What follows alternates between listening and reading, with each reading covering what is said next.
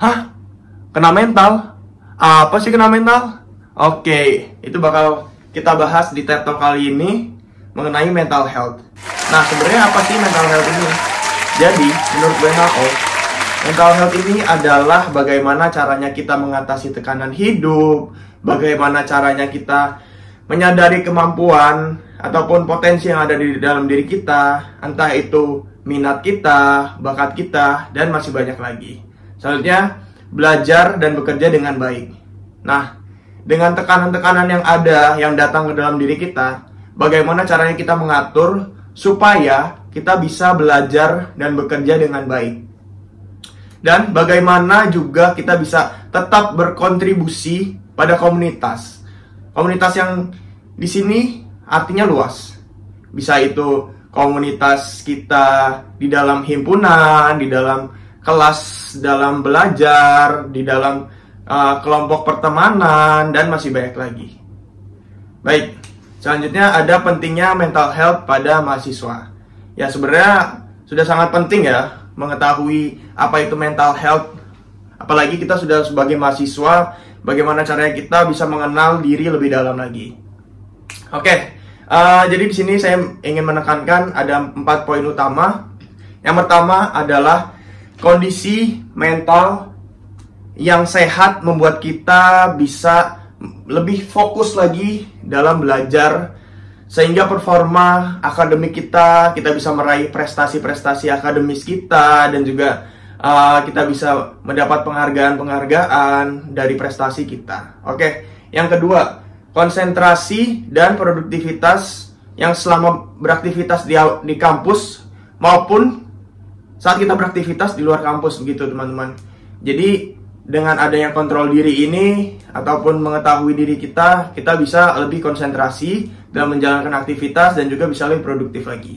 Oke, yang ketiga adalah relasi yang sehat sesama mahasiswa, dosen, staf kampus, maupun orang-orang terdekat di lingkungan sekitar kita, supaya kita bisa menjalani atau menjalin relasi yang baik, begitu teman-teman. Dan yang keempat, yaitu daya tahan yang baik. Nah, ini daya tahan yang baik ketika kita menghadapi tantangan, dan kita bisa lebih mudah lagi beradaptasi terhadap lingkungan yang baru. Apalagi lingkungan universitas adalah lingkungan yang baru menurut kita. Di saat kita masih baru menjadi mahasiswa baru, begitu teman-teman. Dari SMA, lalu kita masuk lingkungan yang baru, yaitu universitas. Baik, jadi di sini saya menggambarkan mental health itu menjadi kontinum. Jadi ada bagian negatif dan juga ada bagian yang positif. Nah, bagian yang positif ini adalah ketika kita sedang bahagia-bahagianya. Misalkan kita sedang mendapatkan mobil baru gitu, atau kita mendapat pacar baru gitu teman-teman, atau kita memang mendapat nilai bagus, mendapat IPK yang tinggi. Dan di kontinum yang negatif ini adalah ketika kita sedang sedih. Jadi ketika mungkin ada saudara yang meninggalkan kita, ataupun kita mendapatkan nilai yang tidak sesuai ekspektasi kita, ataupun juga kita tidak diterima di salah satu tim yang emang kita inginkan masuk ke dalam tim tersebut begitu.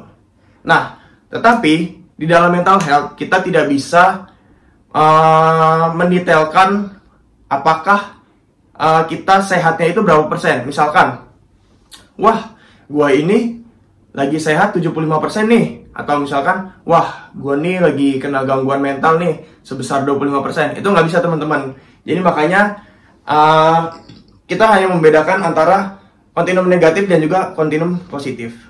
Oke, ada yang dinamakan bottling up emotions. Sebenarnya apa sih bottling up emotions ini? Jadi, bottling up emotions ini adalah kondisi di mana kita sering menahan suatu emosi yang di dalam diri kita, dan di suatu saat dia akan meledak. Jadi dianalogikan sebagai botol yang diisi minuman bersoda, selanjutnya itu ditutup dan dikocok-kocok, dia akan meledak. Dan analogi lainnya juga bisa dengan per. Per itu jika ditekan terlalu dalam, terlalu keras, yang berterus-terusan, di suatu saat kita lepas, dia akan melompat entah kemana. Nah, begitulah. Makanya pentingnya kita untuk menyalurkan ataupun kita mengekspresikan emosi kita. Ya, kalau misalkan kita memang sedang sedih, menangislah. Kalau misalkan kita memang sedang bahagia, ekspresikanlah kalau misalkan kita itu sedang bahagia. Kalau misalkan kita sedang kesal, nah kesal ini bisa diekspresikan atau kita salurkan ke dalam hal-hal yang positif.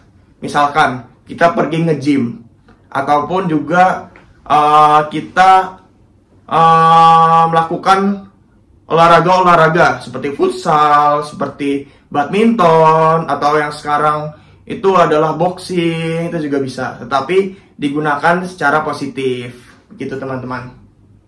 Oke, jadi ini ada data mental health conditions in college students. Nah, ini saya ambil dari The American College Health Association atau ACHA atau ACA. Oke, jadi di sini dapat terlihat, jadi ada 36% yang menderita anxiety, ada 28% yang menderita depression, ada 8% yang menderita PTSD, ada 7% yang menderita eating disorders, ada 7% juga yang menderita OCD, 3% bipolar, dan 1% substance use disorder. Nah, inilah makanya teman-teman pentingnya untuk menyadari apa sih sebenarnya pentingnya kita memahami diri kita sendiri dan apa sih mental health itu. Nah, supaya kita tidak mengalami suatu gangguan mental begitu teman-teman. Oke, jadi ini ada beberapa permasalahan yang saya rangkum di kalangan mahasiswa. Oke, yang pertama, budaya kampus. Budaya kampus itu apa sih? Ya, budaya kampus itu adalah budaya, pasti kan budaya dari kita sekolah, terakhir itu SMA, dan kita masuk ke kampus, pasti budayanya itu sangat berbeda. Bisa saja saya dengan teman saya itu mata kuliahnya berbeda begitu teman-teman. Kalau misalkan kemarin kita saat bersekolah, itu pasti sama kan teman-teman, untuk jamnya dan juga mata atau pelajarannya itu kurang lebihnya sama.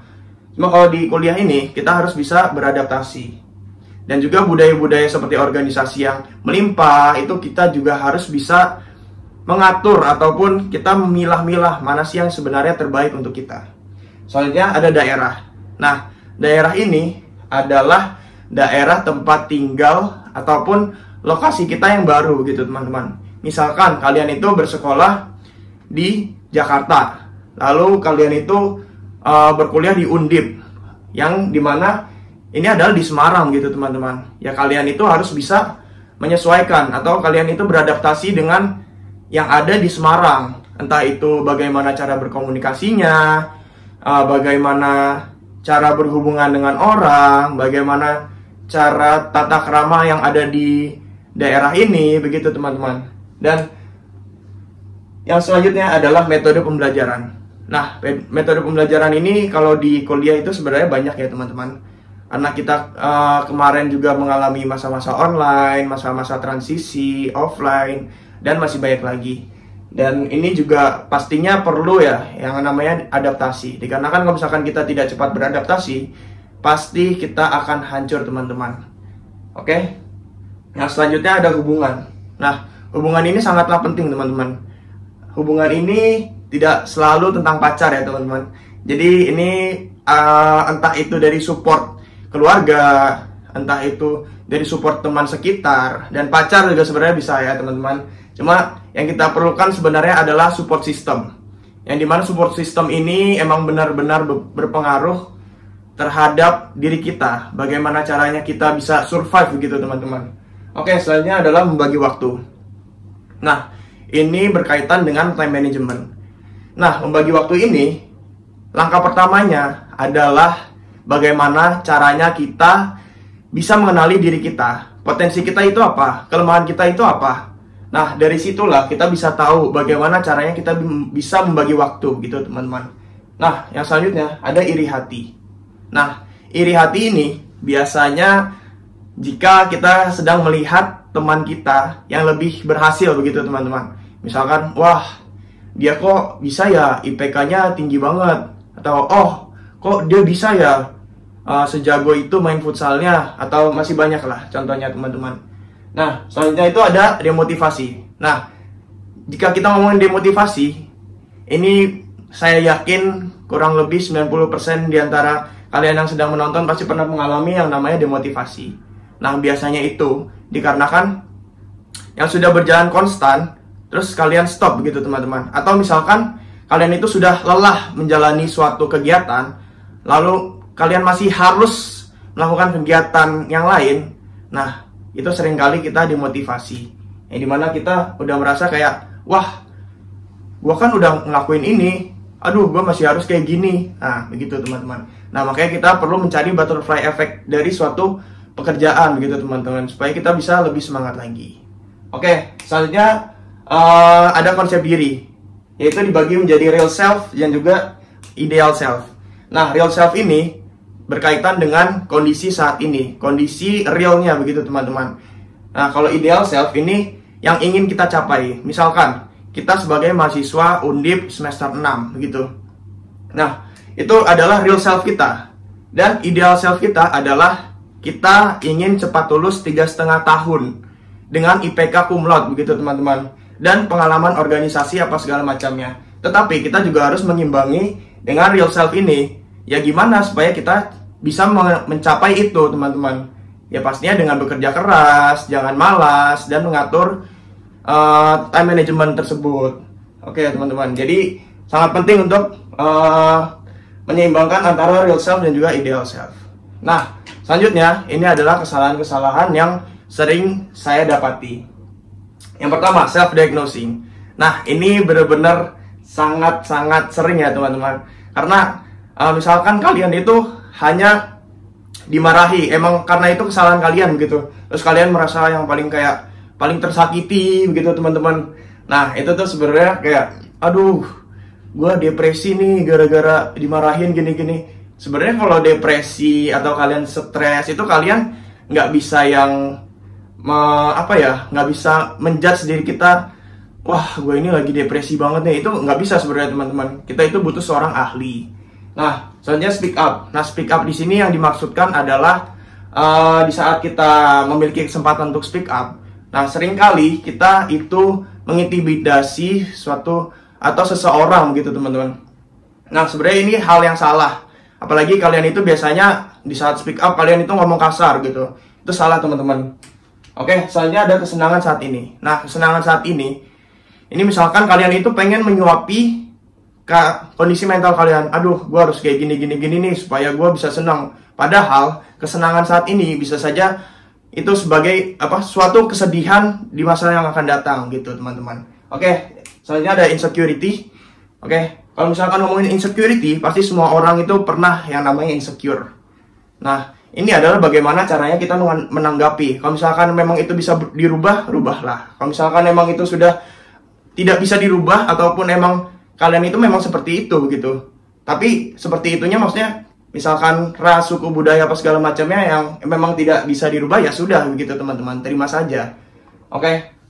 Selanjutnya saya ingin membedakan antara psikolog dan psikiater. Nah, untuk psikolog sendiri ini adalah bagaimana psikolog ini bisa berkonsultasi, hanya berkonsultasi teman-teman, dan dia itu hanya menyediakan program-program. Sedangkan psikiater ini adalah orang yang bisa memberikan kita suatu obat. Nah, kita akan dirujuk ke psikiater bila gangguan mental kita memang sudah parah begitu teman-teman. Nah, kalau misalkan kita mempunyai gangguan mental, kita kemana? Yang pertama kita ke psikolog.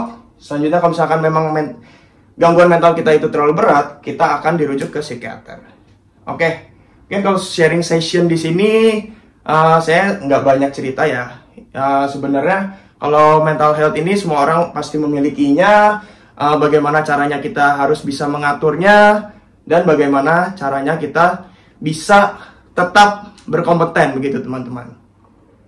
Oke, lalu ini ada tips menjaga kesehatan mental, yaitu belajar mengelola waktu, jaga kesehatan, bersosialisasi, lakukan konseling bila diperlukan, luangkan me time. Selanjutnya ada lembaga-lembaga yang di sini, dan it's okay not to be okay teman-teman.